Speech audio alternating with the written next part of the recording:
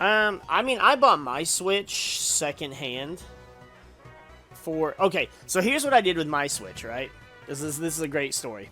Well, I enjoy this story. I didn't pay shit for my Switch.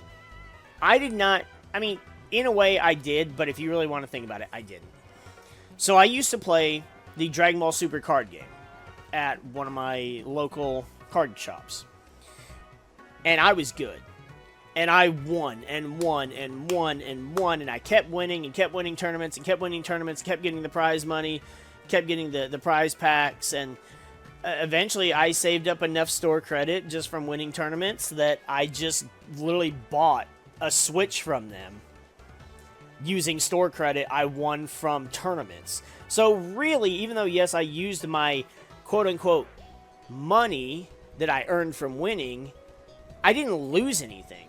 It was literally like that, or I would have spent it on trading cards. But I mean, essentially, I was just like, hey, instead, just give me a free Switch. That's my winnings. This is a free Switch. So that's how I got my Nintendo Switch.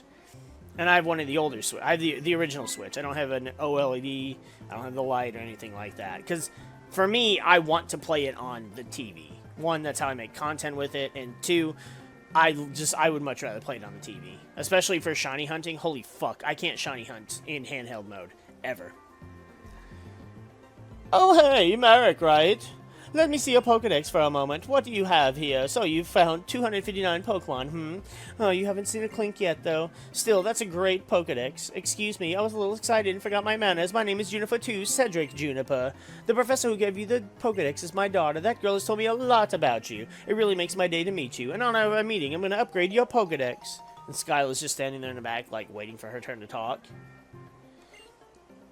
Some Pokemon can change forms even when it's the same individual. If you have already seen a form, you can check it with this whenever you want. I also added a function to make it searching easier, and you can just read the dialogue box however you feel like doing. Professor, who's that trainer? I can't do I don't have a range of female voices. Oh, I forgot. My introduction, Skyla. This is a friend of my daughter's. MariK is traveling around Unova to complete the Pokedex for us. Oh, I see. So that means you'll be challenging the gym. Oh boy, I'm really looking forward to it. That's right, MariK. You should challenge this gym. If nothing else, this gym is really out there. See you, Skyla. If something comes up again, I'll let you know. Professor, my plane is a cargo plane. It carries cargo, not people. And you're talking as if places like Kanto and Sinnoh are right around the corner. Clearly, they're very far away from Unova. Oh, Skyla, if you keep frowning, your face might freeze like that, and that'd be a shame, because apparently a lot of people simp over you. People in Pokemon, we all have to help each other out now. See you later.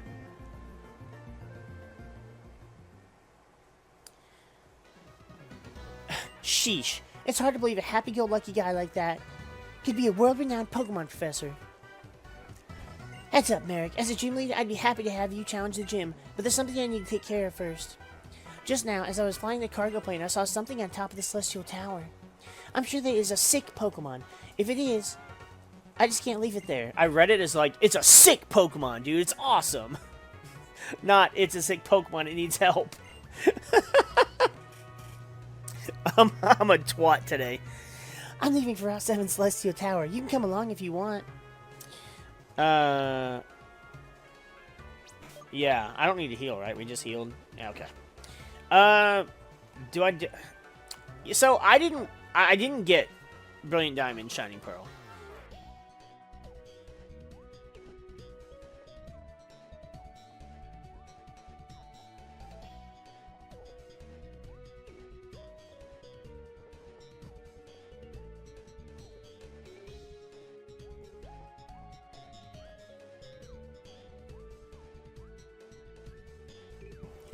Sorry about that. So I didn't get Brilliant Diamond, Shining Pearl. Not because I didn't like it. I didn't get Gen 6 because I didn't like Gen 6. But I did get Gen 7, and I don't like Gen 7 either, so that means nothing. But I like Gen 4. Honestly, I like the first 5 gens. Gen 1 and 2 are my favorite. Gen 3 and 4 are kind of tied for second. It just kind of depends, because there's certain things I like better about one versus the other. When it comes to Legends, Gen 3 is just infinitely better. I love Giratina. Dialga's really cool. But, I mean, God, between the Latis, the Regis are cool. They're different. They're cool. Kyogre, Groudon, and Rayquaza. And then you got Jirachi and Deoxys. It's like, they just, you can't compare. But that's a whole other, that's not even what you asked. I don't mind it. I know some people didn't like the Chibi-esque design. I thought it was neat. It was cool. It was different. It didn't really bother me. I do want to play it at some point. It hasn't been a priority of mine to get it, but I don't dislike it. I don't dislike the design at all. The way they changed it. It looks fine to me. And it's Pokemon, so it's like, I'm not looking for fucking top-tier graphics from Game Freak.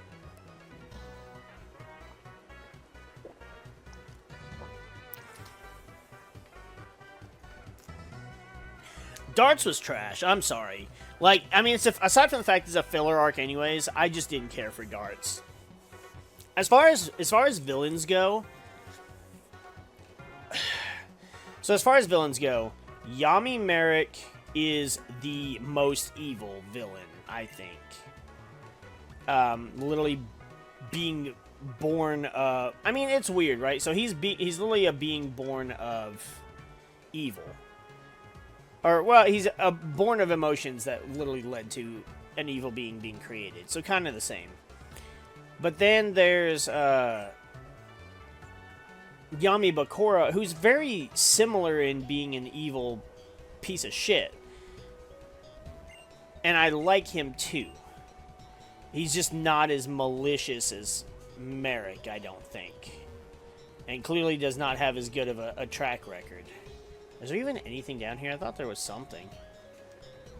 Okay, there's literally nothing here. But I think regular MariK Ishtar is more cunning. He's more strategic. Fucking A. I said we needed good TMs, not double TM.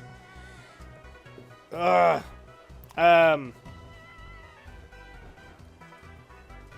But, I mean, honestly, when it comes to, like... Okay, so I'm somewhat biased because, you know, I've gone by the nickname MariK for the past, almost 20 years. So, I've gone by that nickname more than most people have been alive that probably watch my content. And so, yeah, Sharpie Gunner, thanks. So I'm somewhat biased towards the nickname MariK, but honestly, I love Pegasus. Like, Pegasus was just such a great and entertaining villain to watch. So, yeah, I mean, I wouldn't be offended if anybody said that they liked Pegasus more than MariK. Bakura is maybe a little bit, but not Pegasus. Darts though is just ass. And that's the thing with GX, is I'm a big GX fan. I love Yu-Gi-Oh! GX as well. But Yu-Gi-Oh! GX has just... The villains were just eh.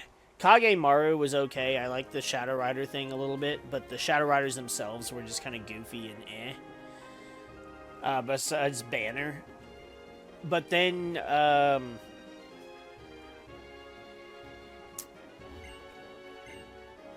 this is a new encounter, too. Guillotine. Okay, so we went from Double Team to Guillotine. Charge Beam. I don't think anybody could learn Charge Beam, but we'll just check. We'll check. Because whatever, right? Where's it at? Yeah, so we have the TM for Sheer Cold. Which everybody can learn. And then we have the TM for Guillotine, which nobody can learn. Fucking A. Wild, right? But GX, like, Kagemaru was okay. I didn't care for Sartorius. I didn't really care for Yubel either, though I did like the alternate dimension stuff. But that was mainly because Zane and Jesse with Crystal Beast. And then Season 4, I didn't really care for the villain in Season 4 either. Like, I don't know.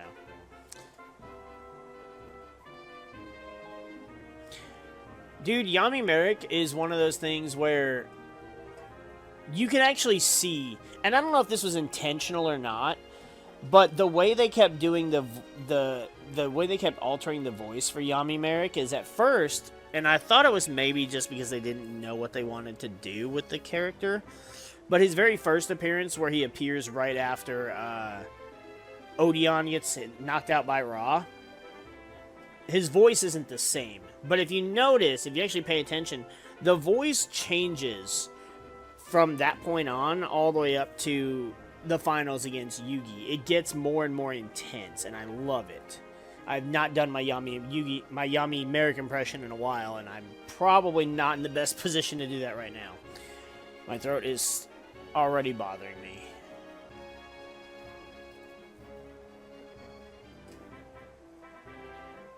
No. Kaiba, no. Kaiba had no chance of beating Yugi, or beating MariK. Really, if you... So I haven't put this video out yet. I haven't even worked on it, outside of just working on the content for it, but I haven't recorded it or anything. But MariK 100% had Yugi dead to rights. He was just a egotistical little sadist piece of shit. If he would have just done it, he would have beat he would have beat the Pharaoh way early in that duel. Way early. So if he had Yugi dead to rights, there's no way he didn't have Kaiba dead to rights. Now, card for card wise, I don't know. I do have an interesting idea for that too. I struggled getting it set up, but I'm working on that. I have a very interesting idea for kind of a what if, like what you're talking.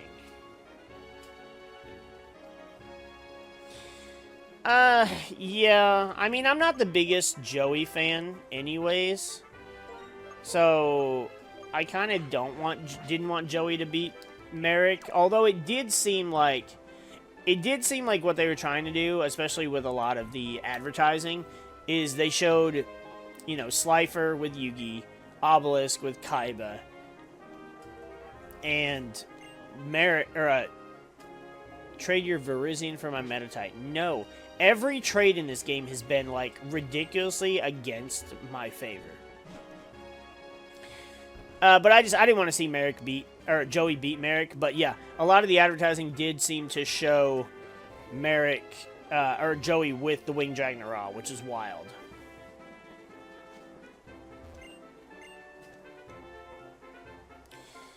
Alright, let's, I guess we'll walk through here and get these battles, and we'll see if we get an encounter. Wait, is there double battlegrass on this route? I think there is.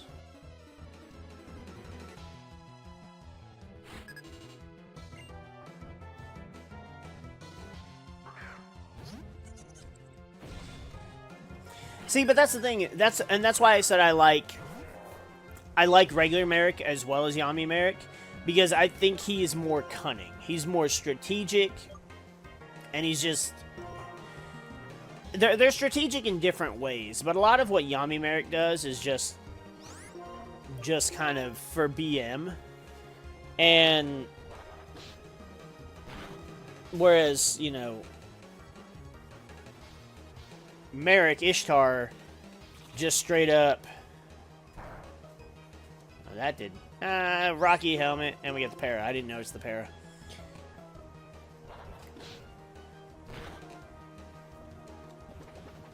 Stealth Rock? Oh, okay.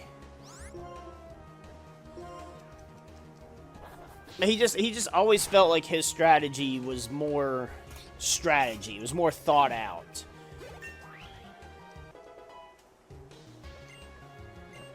So, to me, regular MariK is more strategic and cunning, and MariK is way more aggressive and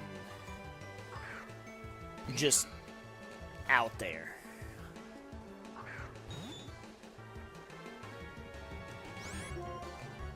Whereas, like, and then, like, Bakura strategies are interesting, too.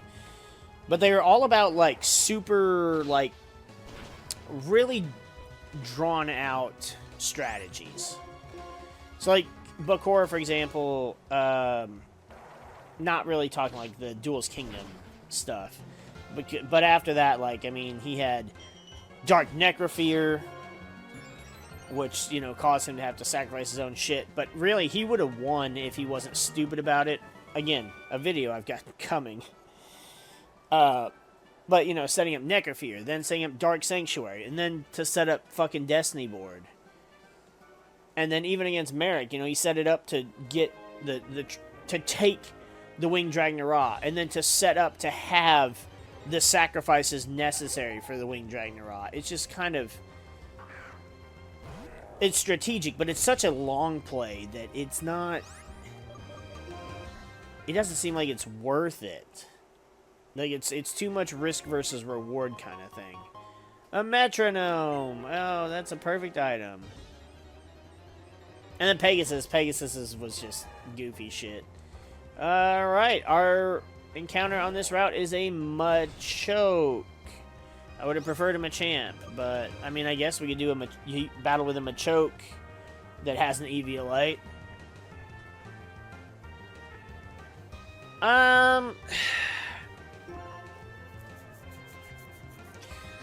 So the Noah filler arc is interesting, right? It's... You should live a Force Palm, right? Ooh, barely.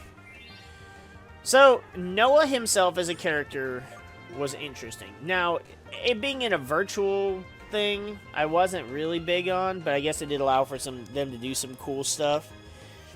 But letting Tristan and even Taya have duels was kind of neat. The whole thing with the Big Five coming back and trying to fuck up Kaiba's life when he's, you know, when he thinks he's about to become the greatest duelist in the world again. I like that plot. I like the plot of the Big Five who tried to screw over Pegasus in Duel's Kingdom. They got, you know, they lost, and then the whole virtual world, and then they come back. It's really cool, and I do like that kind of... I like that plot line. I feel like it probably could have been executed a bit better, but the weirdest part is... The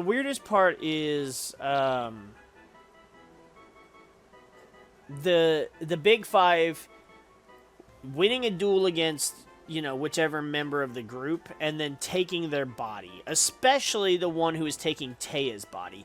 That was really just creepy.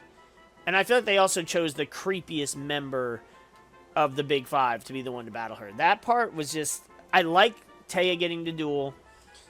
And, you know, her choosing Dark Magician Girl as, you know, her deck master. Whatever.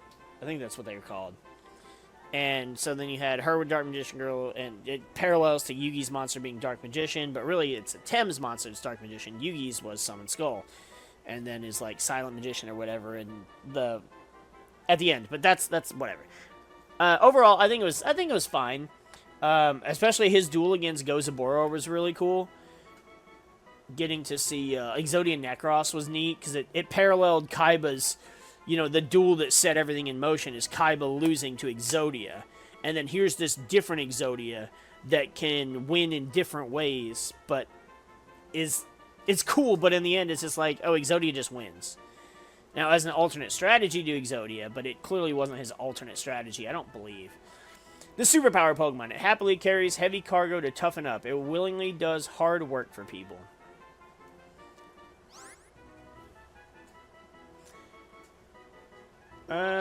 What did I want to name you? Because I know... I have my Primate nickname, but I don't have a name for... I had one for Machamp, and I can't think of what it is. I mean, basically, Machamp, I just named me. I just named MariK, because I'm the one just carrying, but that's a Halo joke.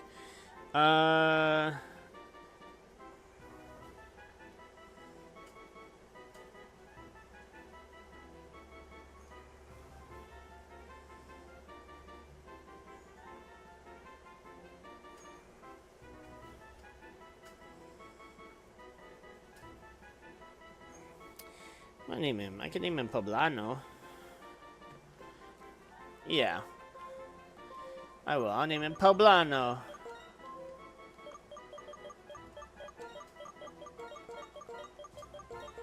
Right? That is how you spell that. I think. Or I might be an idiot.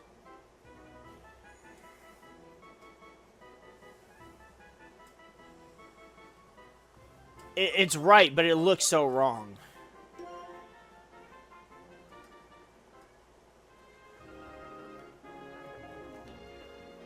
Yeah, I can't ride your bike here. Who did I name Habanero?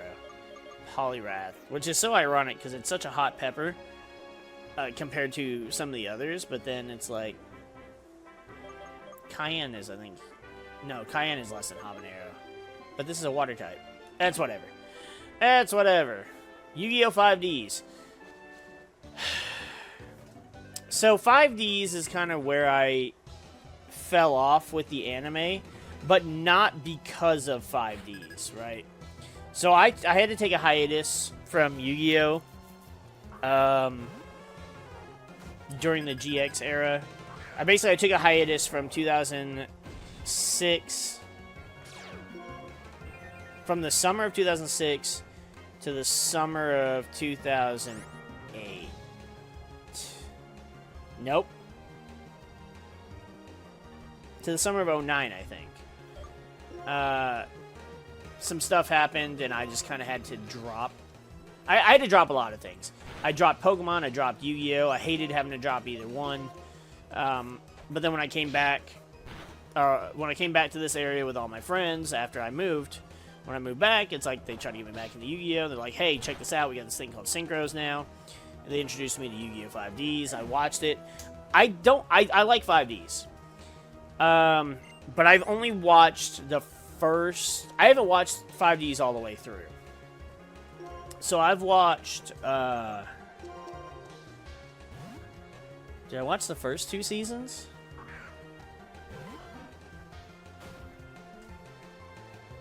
Alright, Kratos. Adios. I'll finish my explanation, and if you want to watch the VOD, it'll be there. But yeah, I like 5Ds. Yusei's a cool character. I like that it's Tristan. It's Tristan's voice actor, except it's not Tristan, so it's kind of awkward, but not as awkward because it wasn't like a big main character. It would have been much different if it was like Dan Green and then he sounds like Yugi. That would have been weird. I liked him. I like Jack Atlas, who is voiced by the guy who does Bakura's voice, except there's no evil. It's just the British, and it's like, it's funny. But I don't know. Crow, I didn't really care for. Leo and Luna were... I kind of felt neutral. I did like Ancient Fairy Dragon. When Ancient Fairy Dragon came out, that set was really fun. I got second place during a sneak preview for that. And it was only because I failed to stop my opponent from getting out White Knight Dragon, and I just couldn't overpower it. Nothing I do. It's a fucking 3000 beat stick. But I did get second place, so I got my mat. I still have my play mat from that. And then Power Tool Dragon. I liked Power Tool Dragon. It was weird, but I liked it. But it wasn't good. So, yeah. And honestly, like, as much as I didn't really care for Crow, so I didn't like Blackwings at first. But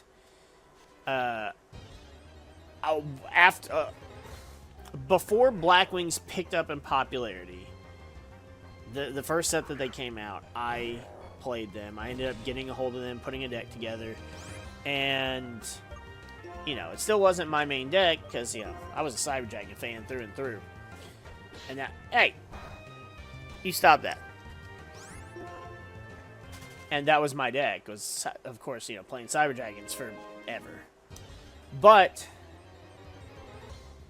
I did play, I had Crystal Beast as a side deck to play for, you know, fun duels when I wasn't in, like, I'd play them in locals every now and then, but I never played anything outside of Cyber Dragons for a regional.